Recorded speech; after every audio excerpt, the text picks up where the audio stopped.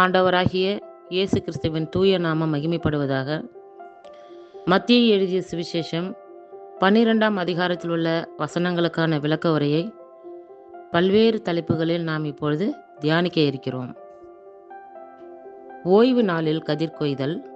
அன்று ஓய்வு நாள். இயேசு வயல் வழியே சென்று கொண்டிருந்தார். பசியாய் இருந்ததால் அவருடைய சீடர்கள் கதிர்களை கொய்து தின்னத் தொடங்கினார்கள். பரிசேயர்கள் இதை பார்த்து இயேசுவிடம், பாரும், ஓய்வு நாளில் செய்யக்கூடாததை உம் சீடர்கள் செய்கிறார்கள் என்றார்கள். அவரோ அவர்களிடம், தாமும் தம்முடன் இருந்தவர்களும் பசியாய் இருந்தபோது தாவீது என்ன செய்தார் என்பதை நீங்கள் வாசித்தது இல்லையா? இறை இல்லத்திற்குள் சென்று அவரும் அவரோடு இருந்தவர்களும் அர்ப்பண அப்பங்களை உண்டார்கள். குருக்கள் மட்டுமே உண்ணக்கூடிய அப்பங்களை அவர்கள் உண்டது தவறல்லவா? மேலும் ஓய்வு நாள்களில் குருக்கள் கோயிலில் பணியாற்றுவது ஓய்வு நாளை மீறும் குற்றமாகாது என நீங்கள் திருச்சட்டத்தில் வாசித்தது இல்லையா?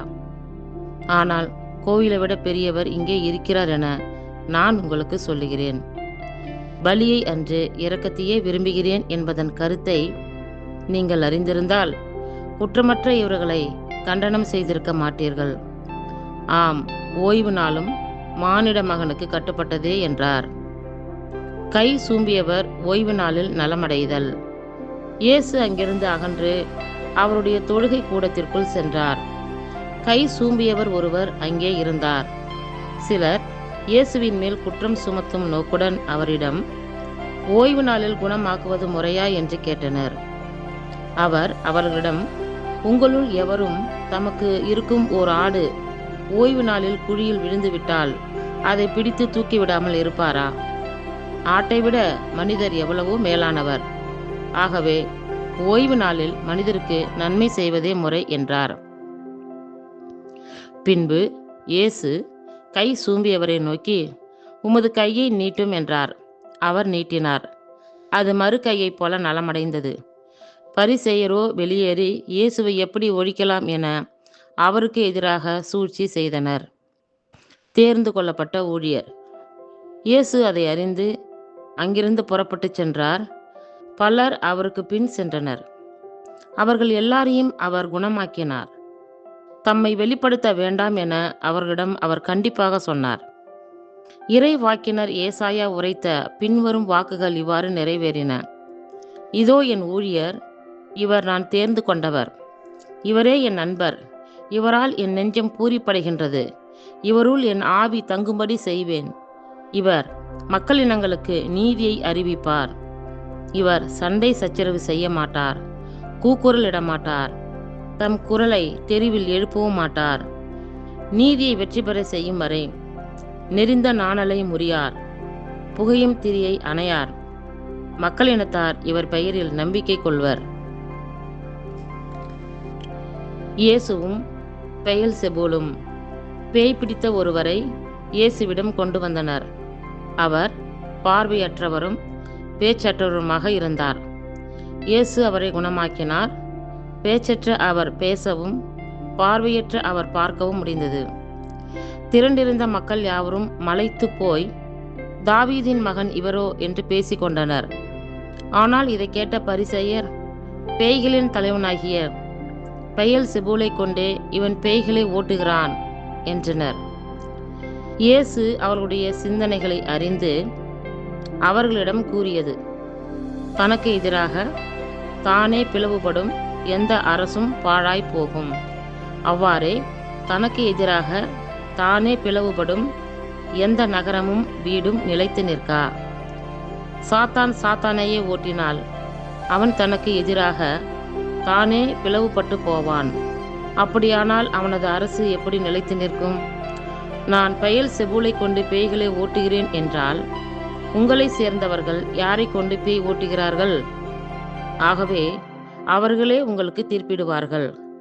நான் கடவுளின் ஆவியை கொண்டே பேய்களை ஓட்டுகிறேன் என்றால் இறையாட்சி உங்களிடம் வந்துள்ளது. முதலில் வலியவரை கட்டினால் அன்றி எப்படி அவ்வலியவருடைய வீட்டுக்குள் நுழைந்து அவருடைய பொருள்களை கொள்ளையிட முடியும்? அவரை கட்டி வைத்த பிறகுதான் அவருடைய வீட்டை கொள்ளையிட முடியும். என்னோடு இராதவர் எனக்கு எதிராக இருக்கிறார். என்னோடு இணைந்து கூட்டி சேர்க்காதவர் சிதறடிக்கிறார். எனவே நான் உங்களுக்கு சொல்லுகிறேன், எல்லா பாவமும் இறைப்பழிப்பும் மனிதருக்கு மன்னிக்கப்படும். ஆனால் தூய ஆவியாருக்கு எதிரான இறைப்பழிப்பு மன்னிக்கப்படாது. மானிட மகனுக்கு எதிராய் ஏதாவது ஒரு வார்த்தை சொல்லி விட்டவரும் மன்னிக்கப்படுவார். ஆனால் தூய ஆவியாருக்கு எதிராக பேசுவோர் இம்மையிலும் மறுமையிலும் மன்னிப்பு பெறமாட்டார். மரமும் கனியும். மரம் நல்லது என்றால் அதன் கனியும் நல்லதாக இருக்கும். மரம் கெட்டது என்றால் அதன் கனியும் கெட்டதாக இருக்கும். மரத்தை அதன் கனியால் அறியலாம். விரியன் பாம்பு குட்டிகளே, நீங்கள் தீயவர்களாய் இருக்கையில் உங்களால் எவ்வாறு நல்லவற்றை பேச முடியும்? உள்ளத்தின் நிறைவினின்றே வாய் பேசும். நல்லவர் நல்ல கருவூலத்திலிருந்து நல்லவற்றை வெளிக்கொணர்வார். தீயவரோ தீய கருவூலத்திலிருந்து தீயவற்றையே வெளிக்கொணர்வார். மனிதர் பேசும் ஒவ்வொரு வீண் வார்த்தைக்கும் தீர்ப்பு நாளில் கணக்கு கொடுக்க வேண்டுமென உங்களுக்கு சொல்லுகிறேன். உங்கள் வார்த்தைகளை கொண்டே நீங்கள் குற்றமற்றவர்களாக கருதப்படுவீர்கள். உங்கள் வார்த்தைகளை கொண்டே குற்றவாளிகளாகவும் கருதப்படுவீர்கள். யோனாவின் அடையாளம். அப்பொழுது மறைநூல் அறிஞர் பரிசேயருள் சிலர் இயேசுவுக்கு மறுமொழியாக, போதகரே, உம்மிடமிருந்து அடையாளம் காண விரும்புகிறோம் என்றனர். அதற்கு அவர் கூறியது, இந்த தீய விபச்சார தலைமுறையினர் அடையாளம் கேட்கின்றனர். இவர்களுக்கு இறை வாக்கினரான யோனாவின் அடையாளத்தை தவிர வேறு அடையாளம் எதுவும் கொடுக்கப்பட மாட்டாது. யோனா 3 பகலும் 3 இரவும் ஒரு பெரிய மீனின் வயிற்றில் இருந்தார். அவ்வாறே மானிட மகனும் 3 பகலும் 3 இரவும் நிலத்தின் உள்ளே இருப்பார். தீர்ப்பு நாளில் நினிவே மக்கள் இத்தலைமுறையினரோடு எழுந்து இவர்களை கண்டனம் செய்வார்கள். ஏனெனில் அவர்கள் யோனா அறிவித்த செய்தியை கேட்டு மனம் மாறினார்கள். ஆனால் இங்கிருப்பவர் யோனாவை விட பெரியவர் அல்லவா? தீர்ப்பு நாளில் தென்னாட்டு அரசி இத்தலைமுறையினரோடு எழுந்து இவர்களை கண்டனம் செய்வார். ஏனெனில் அவர் சாலமோனின் ஞானத்தை கேட்க உலகின் கடைக்கோடியிலிருந்து வந்தார். ஆனால் இங்கிருப்பவர் சாலமோனிலும் பெரியவர் அல்லவா? தீய ஆவி திரும்பி வருதல். ஒருவரை விட்டு வெளியேறுகின்ற தீய ஆவி வறண்ட இடங்களில் அலைந்து திரிந்து இளைப்பாற இடம் தேடும். இடம் கண்டுபிடிக்க முடியாமல் நான் விட்டு வந்த எனது வீட்டுக்கு திரும்பி போவேன் என சொல்லும். திரும்பி வந்து அவ்வீடு கூட்டி அழகுபடுத்தப்பட்டு யாருமின்றி இருப்பதை காணும். மீண்டும் சென்று தன்னை விட பொல்லாத வேறு 7 ஆவிகளை தன்னோடு அழைத்து வந்து அவருக்குள் புகுந்து அங்கே குடியிருக்கும்.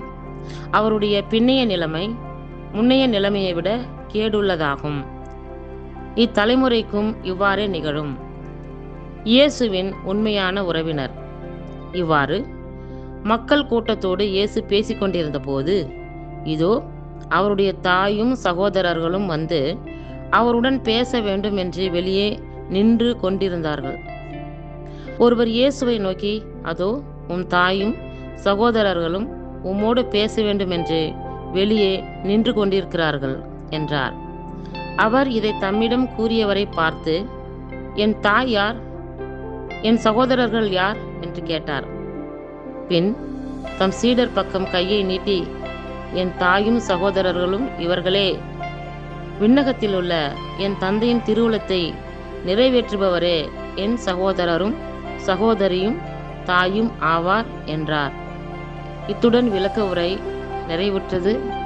கர்த்தர் தாமே நாம் எல்லோரையும் ஆசீர்வதிப்பாராக. ஆமேன்.